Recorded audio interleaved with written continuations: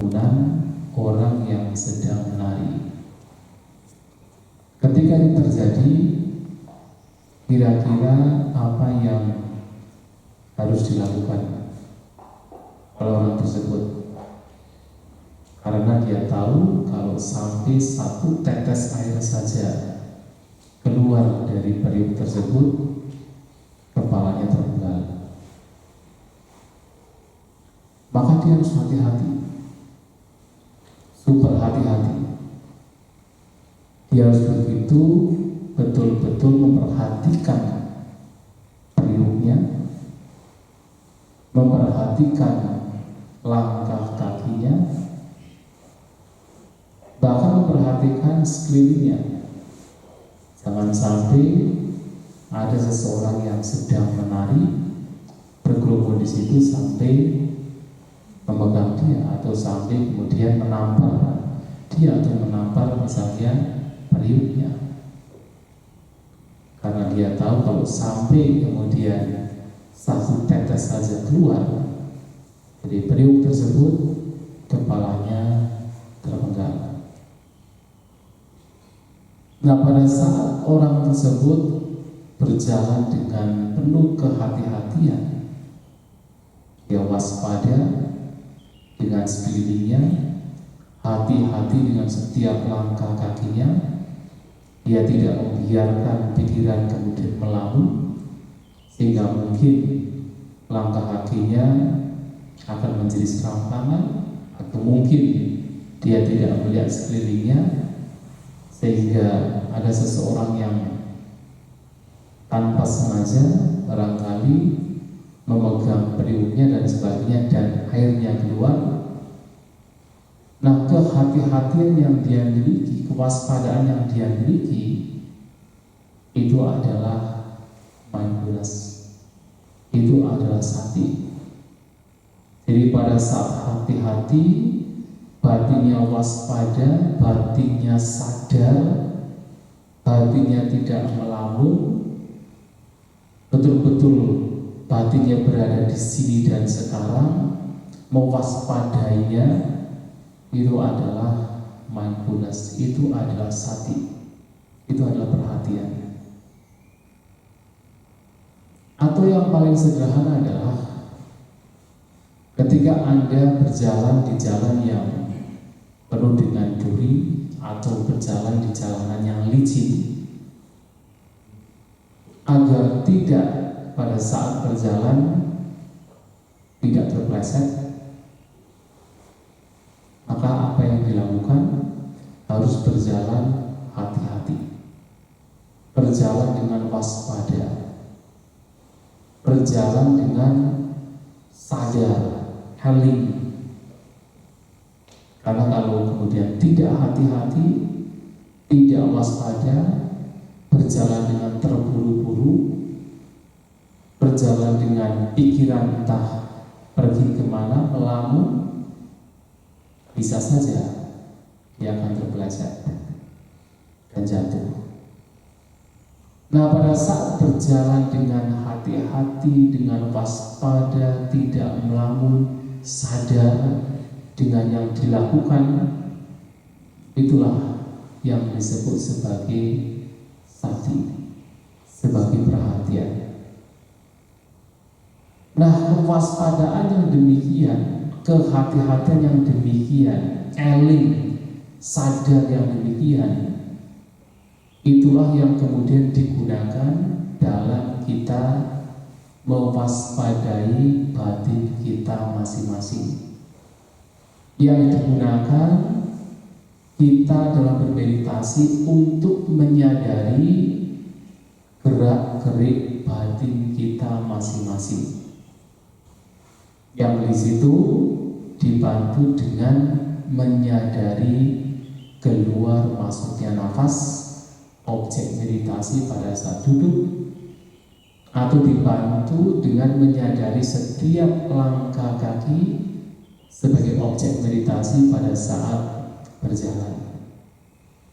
Maka saat duduk bermeditasi, Anda sadar, early, waspada terhadap batinnya sendiri, terhadap setiap keluar masuk nafasnya sendiri, waspada ketika pikiran sudah mengembara, mengembalikan yang sudah mengembara ke saat ini dan sekarang, waspada setiap pergerakan pikiran, mewaspadai apakah ini adalah pikiran yang berguna atau tidak berguna, dan Anda memilih untuk membawa batin kepada batin yang bermanfaat, yang berguna.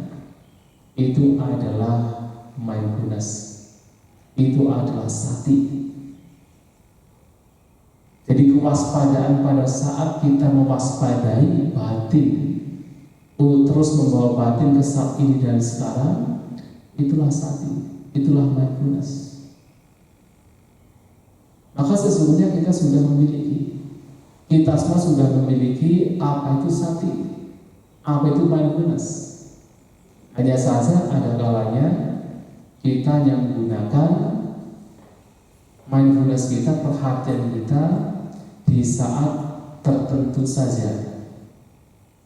Biasanya orang berperhatian, punya kesadaran pada saat menghadapi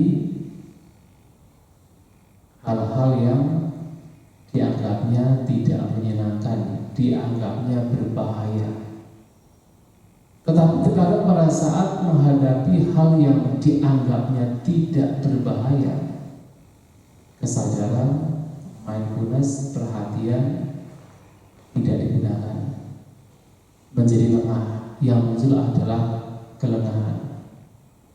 Contohnya apa? Pada saat seseorang menyetir mobil di area, di jalanan yang penuh dengan mobil, dia akan menyetirnya dengan penuh perhatian, waspada. Dia waspada kanan kiri, dia waspada dengan rambu-rambu lalu lintas, dan dia aman. Karena dia waspada, tidak lengah, dia aman. Tetapi begitu menyetir mobil mungkin di malam hari yang rasanya tidak ada banyak mobil, atau di pagi hari ketika masih sepi, ada kalanya muncullah kelengahan, kewaspadaan tidak dimunculkan, perhatian tidak dimunculkan, tidak memperhatikan rambu-rambu lalu lintas, tidak memperhatikan kanan kiri, merasa bahwa itu adalah tidak berbahaya, malahan seringkali terjadi kecelakaan. Nah, demikian pula perhatian dalam bermeditasi ini tidak hanya dimunculkan pada saat batin ini terseret, terbawa oleh hal-hal yang tidak menyenangkan. Bahkan ketika muncul pikiran yang menyenangkan, pikiran yang mungkin membahagiakan, ketika muncul batin yang damai sekalipun, pada saat itu perhatian juga harus tetap dimunculkan. Karena kotoran batin ini muncul tidak hanya pada saat ada pikiran yang tidak menyenangkan, bahkan pada saat batin kita berada dalam kondisi tenang, kondisi bahagia, kondisi damai, kalau perhatian, kewaspadaan, kehati-hatian tidak dimunculkan, pada saat itu kotoran batin juga akan muncul. Tanpa disadari, pada saat sekarang mungkin mendapatkan kedamaian, tanpa disadari muncullah kemelekatan.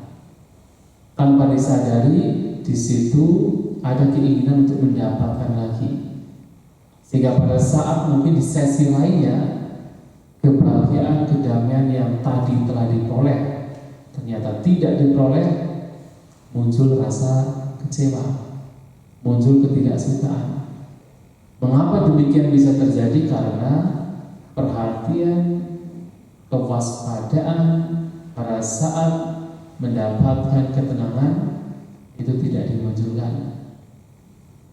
Nah, maka sati, perhatian, mindfulness di sini, kewaspadaan di sini harus dimunculkan setiap momen, agar batin kita selalu seimbang, agar batin kita ketika mendapatkan yang tidak menyenangkan tidak terseret oleh kebencian, tetapi juga pada saat mendapatkan yang menyenangkan tidak terseret oleh kebahagiaan atau sukaria yang sesungguhnya di situ ada kelekatan, tidak memunculkan keserakahan ketika mendapatkan kondisi batin yang menyenangkan, maka batin menjadi seimbang.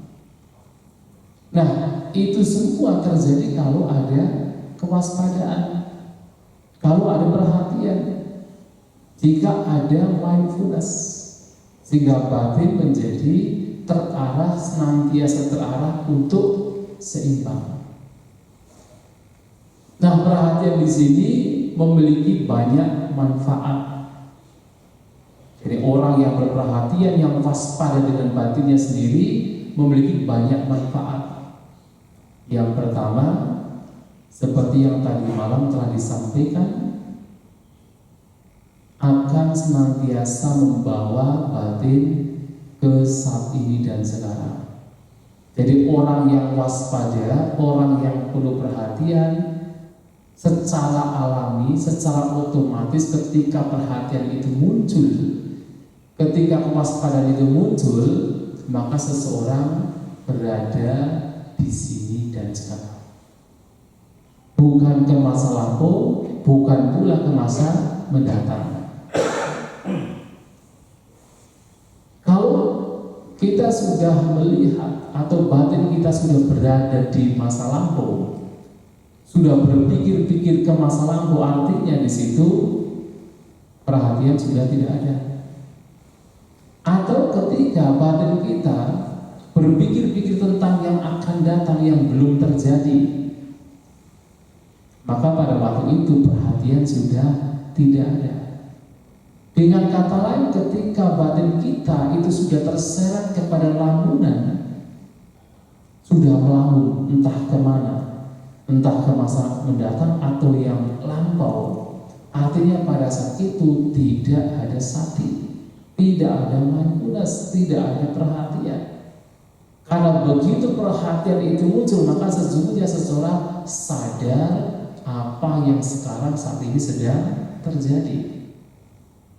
Maka pada perhatian yang muncul, seseorang sudah berada di sini dan sekarang, yang kemudian memudahkan ia untuk kembali kepada objek meditasi yang sudah dipilihnya, apakah keluar masuknya nafas ataupun yang lainnya.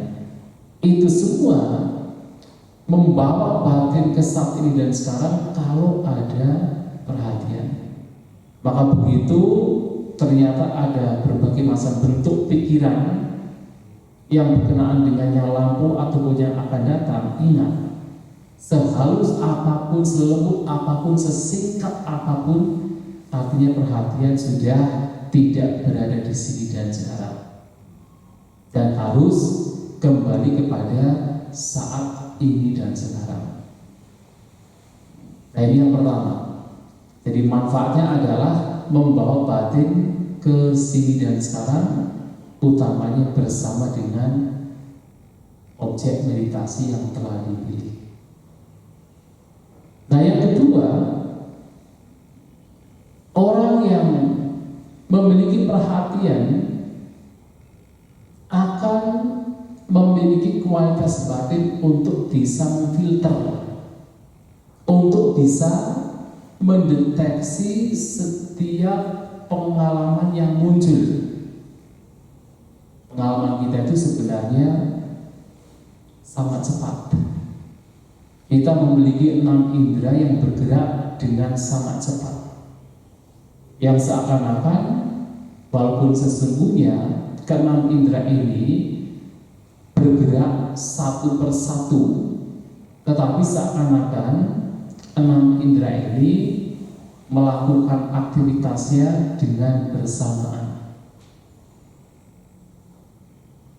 6 indera adalah indera mata, indera telinga, indera hidung, lidah, jasmani, dan juga indera pikiran. Keenam indera ini sesungguhnya bergerak satu persatu, berproses satu persatu. Tetapi seakan-akan enam indera ini bergerak secara bersamaan. Ketika kita melihat objek bentuk dengan mata, di situ ada kesadaran mata, ada pengalaman melihat.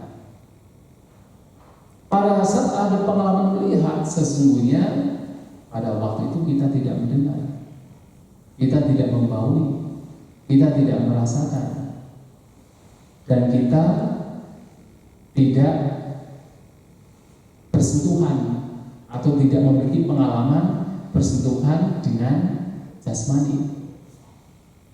Tetapi pada saat kita melihat, seakan-akan kita pun juga mendengar di saat yang sama. Seakan-akan kita pun juga membaui, seakan-akan kita pun juga bersentuhan. Seakan-akan terutama 5 indera kita itu bergerak secara bisa bersamaan, 2 atau 3 bisa bersamaan. Padahal pada saat kita melihat, di situ kita tidak mendengar, tidak membaui, tidak merasakan, tidak bersentuhan. Dan demikian pula pada saat kita mendengar, betul-betul kita itu hanya punya pengalaman mendengar, kita pun juga tidak melihat, tidak membaui, tidak merasakan.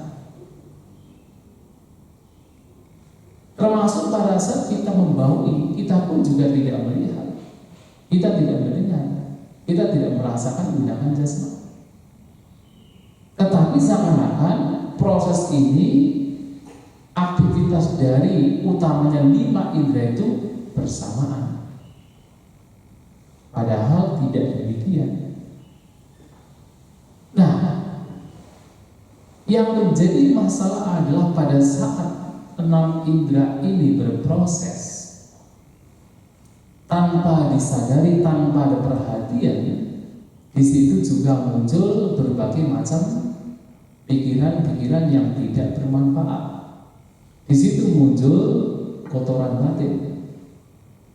Yang tadi malam telah disampaikan, ketika melihat objek dengan mata bisa memunculkan keserakahan ataupun kebencian, ataupun pikiran-pikiran yang tidak bermanfaat lainnya. Demikian pula pada saat kita mendengar juga persis sama, bisa memunculkan berbagai macam pikiran yang tidak bermanfaat. Dan karena proses dari 6 indera ini begitu cepat, dan kemudian kalau tidak di situ dimunculkan perhatian, maka sesungguhnya banyak sekali pikiran-pikiran buruk yang bisa muncul pada waktu itu. Maka bagaimana kita bisa mendeteksi setiap pengalaman indera kita sehingga ketika muncul pikiran yang buruk itu juga akan terdeteksi? Tidak lain adalah dengan perhatian, dengan kewaspadaan, dengan mindfulness.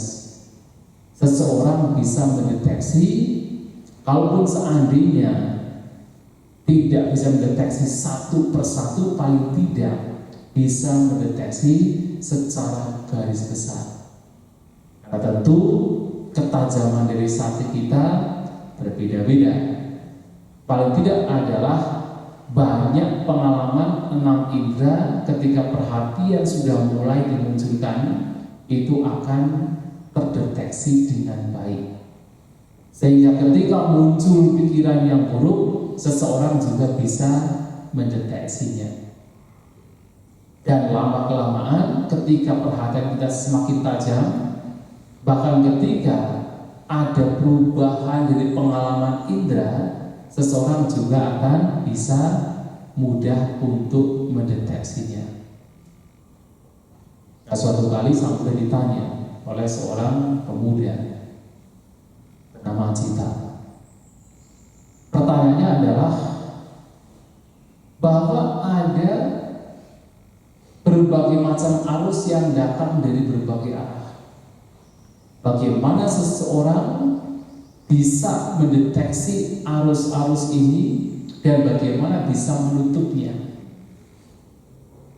Sudah menyatakan bahwa arus-arus yang datang dari berbagai macam arah ini bisa dideteksi, bahkan bisa dirintangi dengan sati perhatian dan bisa ditutup dengan kebijaksanaan. Artinya apa? Yang dimaksud dengan arus-arus yang datang dari berbagai macam arah tidak lain adalah arus dari 6 indera kita. Arus pengalaman dari 6 indera kita yang datang dari berbagai arah. Bahwa mata melihat objek itu seperti arus yang seakan-akan tidak pernah berhenti. Mendengar, telinga mendengarkan suara seperti arus yang terus dalam satu hari kita seperti mendengar banyak hal. Kita membau seperti arus, kita merasakan menggunakan lidah seperti arus, kita bersentuhan dengan jasmani itu seperti arus. Bagaimana kita bisa mendeteksi merintangi arus-arus ini? Tidak lain adalah dengan sati perhatian. Dengan perhatian kita bisa mendeteksi setiap kemunculan arus. Apakah arus pengalaman melihat, mendengar, membaui, merasakan, ataupun bersentuhan. Itu bisa dideteksi dengan sati perhatian. Maka pada saat kita bermeditasi dengan kewaspadaan, dengan perhatian, kita sesungguhnya juga mewaspadai, memperhatikan setiap pengalaman yang kita muncul. Maka Anda akan melihat berbagai macam pengalaman itu akan terlihat dengan lebih banyak, dengan lebih jelas.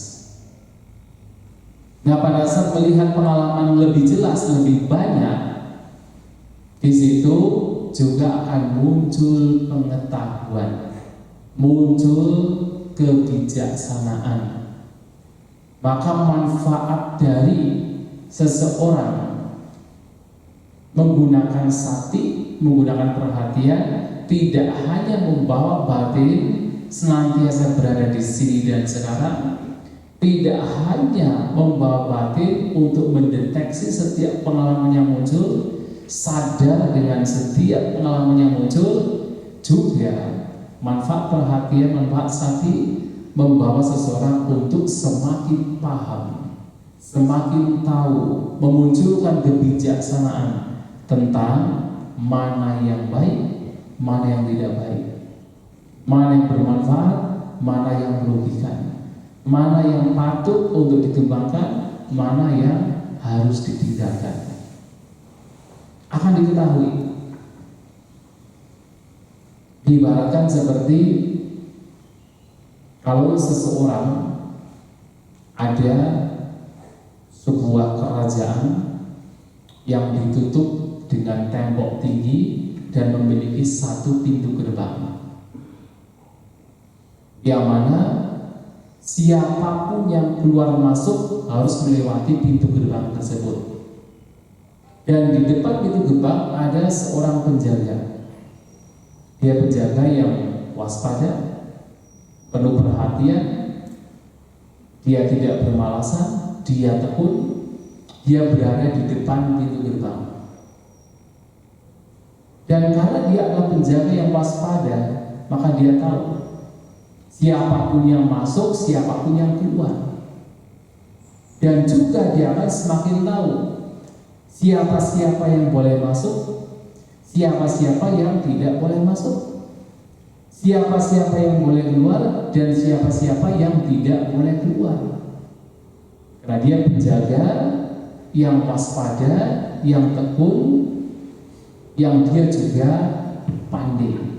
Maka dia tahu demi keamanan kerajaan tersebut, siapa-siapa yang boleh masuk, siapa-siapa yang tidak boleh masuk, siapa-siapa yang boleh keluar, siapa-siapa yang tidak boleh keluar. Kerajaan yang ditutup oleh tembok yang tinggi tidak lain adalah batin kita. Sementara pintu gerbang adalah 6 indera kita, yang mana di pintu gerbang tersebut banyak orang yang lalu lalang keluar masuk, yang tidak lain adalah berbagai macam pengalaman dari 6 indera kita. Itu seperti orang yang keluar masuk. Ada yang baik, ada yang tidak baik. Ada yang berguna, ada yang tidak berguna. Nah, sementara penjaga di pintu gerbang tersebut tidak lain adalah perhatian kita, sakti, mindfulness, kewaspadaan. Nah, kewaspadaan di sini tidak lain adalah si penjaga pintu gerbang. Tidak lain adalah yang menjaga 6 indera kita. Maka dengan kewaspadaan seseorang akan tahu ini pengalaman yang berguna, ini yang tidak berguna. Ini bermanfaat, ini tidak bermanfaat. Ini patut dikembangkan, ini merugikan. Maka dengan kita memperhatikan, mewaspadai batin kita menggunakan keluar masuknya nafas, di saat yang sama kita pun juga tahu berbagai macam pengalaman di sana akan muncul dan kita tahu ini bermanfaat atau tidak bermanfaat. Oh, pikiran saya sudah mengembara, pikiran saya sudah entah kemana. Karena ada perhatian, ada kewaspadaan, maka diketahui ini tidak bermanfaat. Dan karena ada perhatian, ada kewaspadaan, maka diketahui bahwa saya harus kembali kepada nafas, ditarik objek meditasi. Ketika muncul pikiran-pikiran yang buruk, mungkin ada keserakahan, ada kebencian, ada arogansi, ada iri hati, ada kecemburuan, kegelisahan muncul. Karena ada perhatian, maka seseorang bisa mendeteksi, mewaspadai ini tidak baik. Kegelisahan yang muncul ini tidak baik, ini tidak bermanfaat. Maka harus apa? Menenangkan batin, disadari dan kemudian ditenangkan kembali kepada objek meditasi. Nah, kewaspadaan di sini, perhatian di sini atau sakti di sini berguna untuk memahami, menyadari mana yang baik, mana yang tidak baik. Nah, pengetahuan demikian itulah yang kemudian disebut sebagai sampajana. Maka setiap ada sati perhatian, maka harus ada sampajana. Ada sati, ada sampajana. Ada perhatian, ada pengetahuan, ada kebijaksanaan. Kalau tadi yang disampaikan oleh Sang Buddha, yang ditanyakan oleh seorang pemuda bernama Ajita, Sang Buddha menyampaikan sati akan merintangi setiap pengalaman yang muncul, sedangkan panya akan menutupnya. Ada sati, ada panya. Panya tidak lain adalah sampajana. Dua hal yang sama. Maka dengan ada perhatian, seseorang akan mendeteksi, oh ini tidak baik. Yang kemudian kebijaksanaan mengetahui ini tidak baik, itu akan memotongnya. Begitu diketahui ini tidak baik, maka kemudian seseorang tidak akan mengembangkan apa yang tidak baik ini. Kembali kepada objek bermasuknya nafas.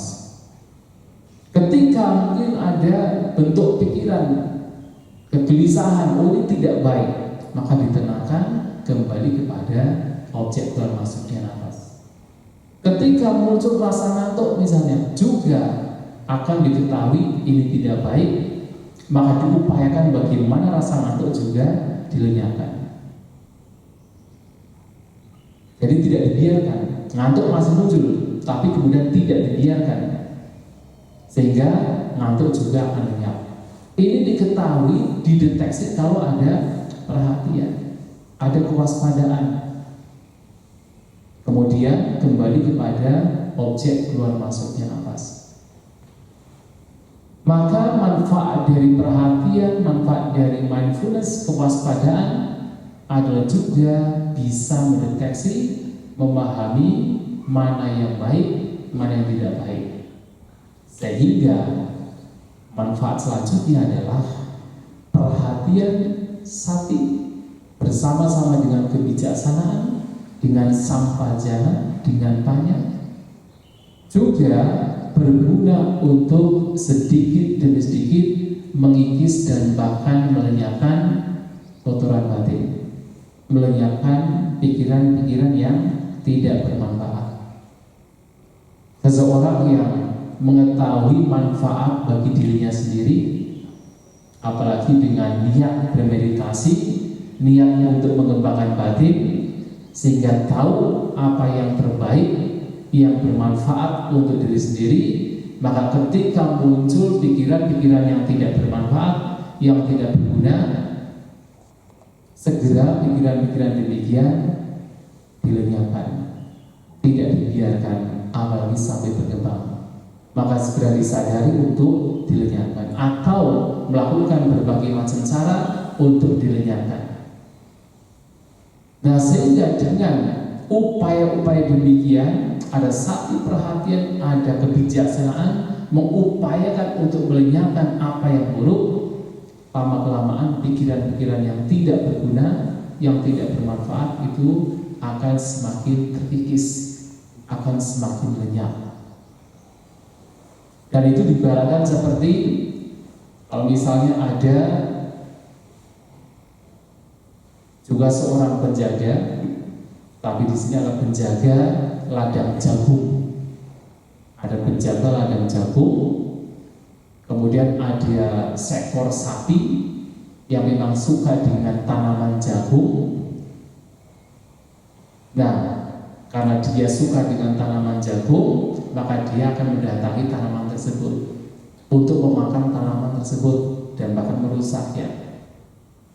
Tapi kemudian karena penjaga ladang jagung tersebut juga waspada, dia perlu perhatian, dia tidak tidur-tiduran, maka ketika ada sapi yang datang untuk merusak tanamannya, dia tahu, dia bisa melihat, bahkan dari kejauhan dia bisa melihat sapinya sudah mulai datang. Maka dia bersiap-siap dan bahkan dia sudah membuat cara bagaimana supaya sapi itu yang mau atau sedang merusak tanamannya itu bisa diusir dengan berbagai macam cara. Apakah dia mengusirnya dengan berteriak, atau dengan dia memberikan cambukan, atau dia kemudian bisa memukul sapi tersebut sehingga sapi tersebut akan pergi, terusir. Tetapi kemudian sapi ini masih datang, mungkin 4, 5 kali, 6 kali masih datang. Namun kalau setiap kali datang, si penjaga tersebut memberikan sambukan, memberikan pukulan, maka sapi tersebut juga lama-kelamaan akan tahu, kalau saya datang ke tanaman tersebut, ke ladang tersebut, saya pasti mendapatkan cambukan, mendapatkan pukulan. Dia pun juga menjadi jerah, tidak akan datang lagi. Nah, persis seperti ini adalah ketika kita menghandle pikiran-pikiran yang buruk. Pada saat kita memperhatikan batin kita, kita tahu ada berbagai macam pikiran yang buruk yang muncul. Ada kegelisahan, kekhawatiran, ketakutan, keserakahan, kemelekatan. Berbagai macam pikiran yang buruk itu bisa muncul. Nah, pada saat itu muncul karena ada perhatian, ada sati, maka perhatian ini yang bekerja sama dengan kebijaksanaan, tahu bahwasanya ini pikiran yang buruk, ini tidak bermanfaat, kemudian memberikan upaya bagaimana supaya pikiran yang buruk itu tidak merusak batinnya, tidak bertahan di sana, apalagi berkembang sambil merusak batin itu. Maka kemudian melakukan berbagai macam upaya untuk melenyapkannya. Apapun itu, salah satunya adalah dengan kembali kepada objek meditasi. Itu yang paling sederhana. Dan juga dengan cara-cara lain seperti tadi malam, kemudian ada yang menggunakan perenungan, apapun caranya untuk melenyapkan pikiran-pikiran buruk yang muncul. Dan ketika itu dilakukan, pikiran buruk yang muncul lenyap. Tetapi apakah selamanya lenyap? Tidak juga, akan datang lagi. Seperti sapi tadi, sudah diusir sekali, masih datang lagi. Bahkan kalau sapi mungkin 6-7 kali sudah kapok, sudah jerah, kalau pikiran buruk akan datang berkali-kali, lebih banyak lagi, ribuan kali, ratusan ribu kali, nggak apa-apa. Namun kalau setiap kali itu muncul, diwaspadai dengan perhatian, diketahui dengan perhatian, diketahui itu sebagai tidak baik, itu sebagai tidak bermanfaat, kemudian diupayakan untuk dilenyapkan, setiap kali itu muncul, lama-kelamaan kekuatan dari pikiran buruk tersebut akan semakin melemah. Dan bahkan mungkin suatu saat ketika kemudian lenyap, tidak muncul lagi, bisa terjadi. Nah, itulah bagaimana perhatian bersama dengan kebijaksanaan itu berguna, bermanfaat untuk bagaimana seseorang melenyapkan pikiran-pikiran yang buruk. Yang tentunya sebenarnya tidak hanya perhatian dan kebijaksanaan, juga harus dimunculkan upaya. Upaya tadi seperti seseorang yang tadi penjaga ladang yang mengupayakan untuk melenyapkan atau untuk mengusir sapi dengan apa? Mencambuk, atau dengan memukul, atau dengan berteriak. Nah, sapi tersebut akan pergi. Nah, di sini juga harus melakukan upaya-upaya apa tadi? Bisa kembali langsung pada objek meditasi, bisa melakukan perenungan, bisa merenungkan mungkin apa yang telah Anda ketahui berkenaan dengan kebijaksanaan Dhamma sudah diketahui, dijadikan sebagai senjata untuk melenyapkan pikiran-pikiran yang buruk. Bisa digunakan. Nah, dengan demikian untuk sementara waktu pikiran buruk tersebut lenyap. Nah, kalau kemudian itu muncul lagi, dilakukan hal yang sama, lenyap lagi. Terus demikian hingga kekuatan dari pikiran yang tidak bermanfaat itu semakin melemah. Kekuatannya semakin melemah. Itulah mengapa sakti perhatian harus muncul, harus ada pada saat kita mempraktikkan meditasi. Karena perhatian disinilah yang senantiasa membawa batin kita untuk berada di sini dan sekarang. Perhatian yang membawa kita untuk bisa mendeteksi setiap pengalaman indera. Semakin sakti perhatian tajam, semakin bahkan pengalaman indera yang itu halus pun juga akan terdeteksi dengan baik. Maka pada saat Anda membawa batin ke sakti dan sekarang, kalau perhatian itu muncul, begitu batin sudah keluar sedikit saja, sudah terseret oleh mungkin lamunan sedikit saja sehalus apapun, Anda akan cepat tersadar sehingga segera bisa kembali kepada objek keluar masuknya nafas. Pada saat Anda bermeditasi jalan, kalau sakti perhatian itu muncul semakin tajam, begitu pikiran sudah entah kemana merespon objek-objek lain, Anda akan segera sadar. Artinya kalau pada saat meditasi jalan, yang menjadi objek adalah langkah kaki. Kemudian tiba-tiba melihat sesuatu tanpa kemudian disadari, batin sudah mulai berkomentar terhadap apa yang dilihat. Artinya perhatian terhadap langkah kaki sudah tidak ada. Harus segera kembali kepada langkah kaki.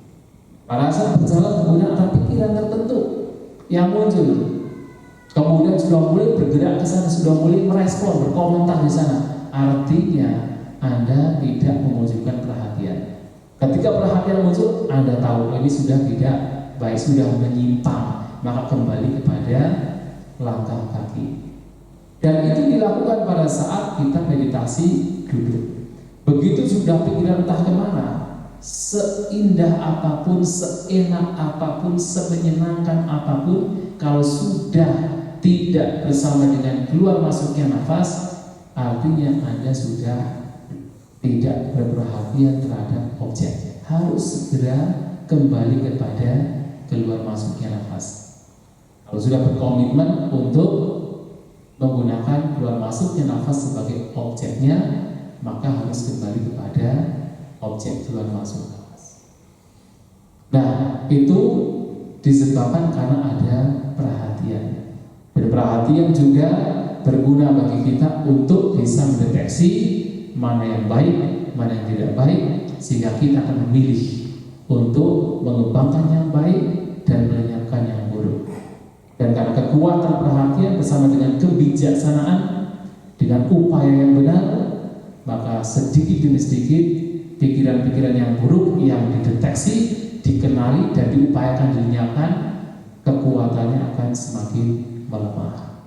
Itulah mengapa sekali lagi perhatian, sati, mindfulness, kewaspadaan, sadar saat ini dan sekarang harus dimunculkan dalam meditasi ini, dalam setiap aktivitas yang kita lakukan. Di sini nggak ada jamnya. Masih ada 8 menit. Kalau misalnya ada yang ingin disampaikan, ditanyakan, dipersilakan. Yang mungkin masih belum paham tentang sati perhatian atau lainnya, dipersilakan.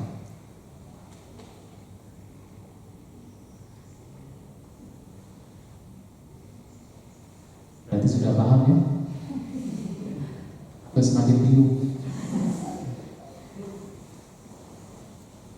Ada satu cerita. Ini saya mendengarkan dari Bante Panya. Ada seseorang yang lama ikut bermeditasi, tetapi orang ini sering kali jatuh. Ketika berjalan sering jatuh. Padahal telah berulang kali ikut meditasi di biara Medul.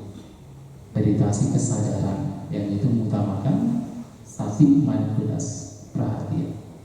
Tapi kenapa kok dia seringkali jatuh? Padahal kalau orang berperhatian, berkesadaran, dia akan lebih hati-hati. Ternyata selama ini apa yang dimengerti sebagai kesadaran adalah, oh saya meditasi kan atas kesadaran sendiri. Maksudnya bukan karena diperintah oleh yang lain, bukan karena diajak oleh yang lain, itu atas dasar kesadaran sendiri. Aduh, selama bermeditasi ternyata yang dimaksud demikian. Akhirnya Bante mengatakan yang dimaksud dengan kesadaran ini adalah gatekno. Tahu gatekno? Jadi ketika kamu berjalan dengan gatekno, itu bahasa Jawa. Artinya berjalan dengan perhatian, berjalan dengan hati-hati. Itulah sakti, itulah perhatian. Jadi bukan, oh saya datang ke sini kan atas dasar kesadaran saya. Bukan kesadaran ini yang dimaksud. Tetapi adalah bagaimana kesadaran adalah berperhatian. Jadi perlu perhatian terhadap apapun yang dilakukan. Itulah kesadaran, itulah perhatian. Itulah eling. Jadi kalau di Jawa ada istilah eling lan waspada. Jadi eling, sadar dan waspada, itu adalah sati, perhatian. Ini yang harus dimunculkan dalam kita bermeditasi, senantiasa eling, senantiasa sadar. Dan satu definisi yang diberikan oleh Sang Buddha, definisi yang diberikan oleh Sang Buddha adalah bahwasanya orang yang punya perhatian dikatakan cira katampi, cira basitampi, saritam anu saritam. Dia adalah seseorang yang punya kekuatan untuk mengingat terhadap apa yang telah dilakukan dan diucapkan pada waktu yang lama. Kekuatan mengingat. Tetapi dalam kita bermeditasi, kekuatan mengingat ini yang tidak lain adalah juga sati, adalah juga perhatian, adalah kekuatan untuk ingat terhadap apa yang sedang dilakukan. Ingat terhadap objek meditasi. Jadi kalau Anda tidak ingat terhadap objek meditasi, pikiran sudah melamun, artinya sati perhatian tidak ada di sana. Tapi kalau Anda ingat apa yang sedang terjadi, ingat dengan objek meditasi, ingat dengan batinnya, maka Anda memiliki perhatian, memiliki sati. Kalau kemudian sudah terseret oleh ngantuk, Anda ingat tidak?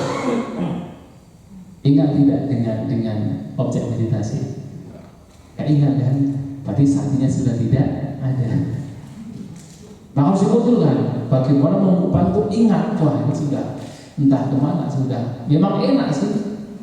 Kalau terseret oleh ngantuk itu enak. Tapi di situ tidak ada sati, tidak ada perhatian. Maka harus menyadarkan diri. Nah, menyadarkan diri, ingat dengan apa yang sedang diperhatikan, itulah sati. Atau misalnya pikiran sudah tidak ngantuk tetapi gelisah, entah kemana, berpikir-pikir tentang yang akan datang yang belum terjadi, muncul kegelisahan. Pada waktu itu sesungguhnya tidak ingat, sudah terseret. Maka di situ juga tidak ada perhatian. Maka perhatian itu membawa kepada yang sekarang ini. Kalau seandainya seseorang itu punya planning, punya perencanaan tentang yang akan datang, kalau dia punya perhatian, dia tahu apa yang sedang dia lakukan. Maka bukan berarti kalau orang punya perhatian itu tidak punya planning, tidak punya perencanaan, tidak. Orang punya perhatian, punya planning, punya perencanaan, tetapi dia tahu apa yang dia lakukan. Tidak sekedar pikiran yang melamun, tapi dia tahu apa yang sedang dia rencanakan, dia planningkan, dia tahu apa yang bisa dilakukan di masa mendatang, dan bahkan dia tahu apa yang sudah terjadi. Maka tadi kan dikatakan sirakat tambi, sirak basi tambi. Apa yang telah dilakukan, diucapkan pada waktu yang telah lewat, dia pun ingat. Tapi karena dia punya perhatian, dia tidak keingat, kekuatan mengingatnya itu bukan atas dasar melamun, bukan atas dasar sekedar berpikir-pikir, tidak, tetapi dia tahu, sadar dengan apa yang sedang bahkan dipikirkan, dia sadar, dia perhatian. Itulah sati. Nah, seperti ini juga harus diketahui. Maka orang punya perhatian adalah orang yang sadar, orang yang alim, orang yang waspada dengan apapun yang dia lakukan saat ini dan sekarang. Ini sebagai tambahan berkenaan dengan sati. Ya, saya kira tidak ada pertanyaan. Waktu juga sudah jam 7 barangkali, dan kita lanjutkan dengan makan pagi, dan tetap lakukan dengan sebaik mungkin dengan penuh perhatian, dan pertahankan noble silence. Walaupun Anda tidur di tempat yang sama bersama-sama dengan lainnya, tetapi tetap menggunakan noble silence. Kenapa? Karena kalau orang perhatiannya sudah lemah, biasanya suka akan berbicara, dan berbicara atas dasar keinginan semata. Pada akhirnya mungkin awalnya seakan-akan ingin bicara dhamma, tapi lama-kelamaan pembicaranya sudah tidak dhamma lagi, yang tidak berguna lagi. Muncul dari mungkin egonya, muncul dari kotoran batinnya. Itulah kenapa lebih baik dalam meditasi ini tetap mempertahankan noble silence. Ini juga bagian dari apa? Bagian dari Anda memperhatikan 8 aturan pengenalan. Muksawada, wiramani, sikapata, samadhiya. Jadi melatih untuk tidak mengucapkan kata-kata yang tidak benar, kata-kata bohong. Dan bahkan sebenarnya tidak hanya kata-kata bohong, termasuk kata-kata yang tidak berguna, kata-kata yang sifatnya memecah belah, kata-kata yang kasar. Mungkin Anda tidak berkata kasar, mungkin Anda tidak berkata bohong, mungkin Anda tidak berkata untuk memecah belah, tapi bisa juga Anda berkata-kata yang tidak berguna. Kalau sudah bicara biasanya akan merembet ke situ, kata-kata yang tidak berguna. Nah, mengapa noble silence itu sangat penting? Apalagi sudah datang ke sini, ditambah dengan Anda pasti di rumah punya pekerjaan dan sebagainya, telah ditinggal, maka ini kesempatan untuk bisa betul-betul silence, untuk betul-betul menggunakan waktunya untuk diri sendiri. Ya, demikian saya kira, semoga yang telah disampaikan dipahami dengan benar dan menjadi modal dalam kita praktikkan meditasi. Sabi sapa berwaktu pitata, semoga semua makhluk berbahagia.